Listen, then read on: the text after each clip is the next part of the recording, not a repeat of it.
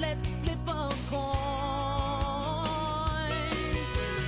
Head Carolina, tails California, somewhere greener, somewhere warmer.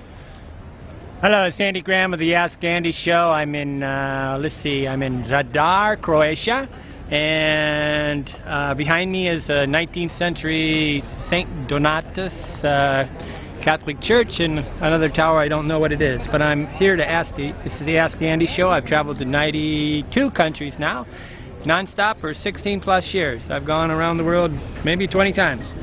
Okay, I got a question from Pete.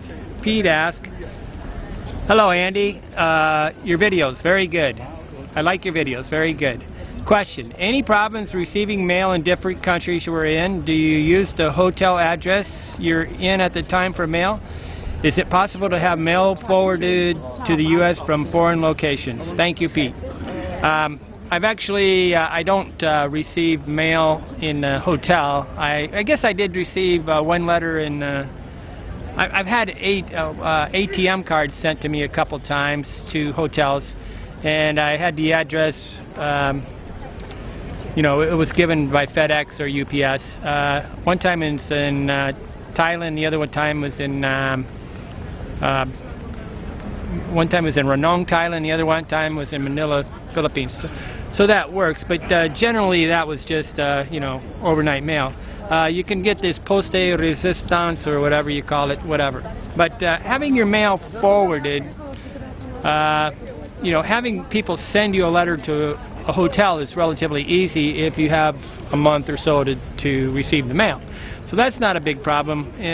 But strangely, not all countries have home delivery. I mean, like I'm trying to send a letter right now to, I sent a book I wrote to Ma in Ivory Coast, and she had to have it sent to her mother at the hospital because they don't have home delivery or stuff like that. So every country is radically different, and there's 250 plus countries on the planet.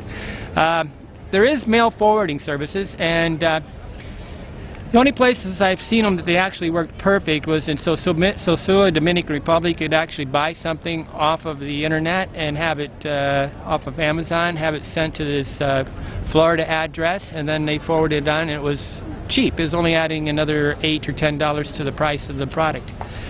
You can also do this to the El Ranchero in Lake Atalan, where I'm going here in January.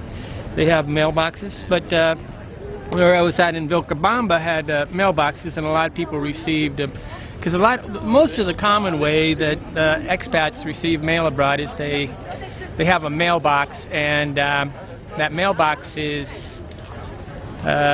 like, you know, it's like a post office box, right? And it's part of the thing, because a lot of the communities really don't have home delivery, so everything's delivered to a box. It'll cost you between $30 a month to $30 a year, and every place is different.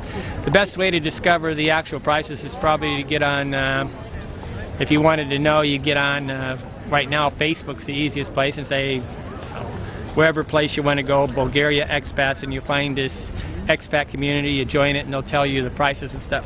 Now if you want to, you go to hobotraveler.com, and then you get on mail forwarding to expats. I just checked it out, and I have a whole bunch of links in there. They don't function because everybody, you have to actually copy and paste it or do something, because everybody's screaming now. Everybody wanted incoming links. Now they're screaming at us, so we had to deactivate our links. But they're all there. There's a lot. EPS is one. There's an article there about the company inside Dominican Republic that works really good, and they have a lot of locations around the planet. So do read that article about the EPS on thing. But I've actually seen Joel or something and receive a letter, poste restant. It's basically the sense general delivery to the post office in the local city. Now, you know, you're gonna spend a lot of times. Most people just go to email, right? If you're trying to get business mail, obviously sending letters by UPS or FedEx is extremely expensive. It can cost you $30 a letter, even $40. And it doesn't take, it's not overnight. It's never overnight. It's always like 2 or 3 days. So you really got to really try to limit that. You know, why are you trying to get mail? That's the million-dollar questions. But if you want to ask me a challenging question, tell me what type of mail that you're thinking to send, and it would make it a lot easier to deal with in a way. So, okay, Andy Graham of hobotraveler.com in Zadar, Croatia. This building behind me is 1,100 years old, I think. It's the ninth.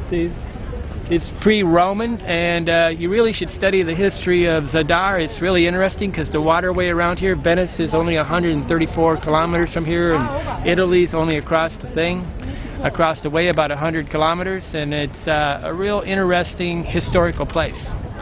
Okay, Andy Graham, Hobo Traveler. Thank you.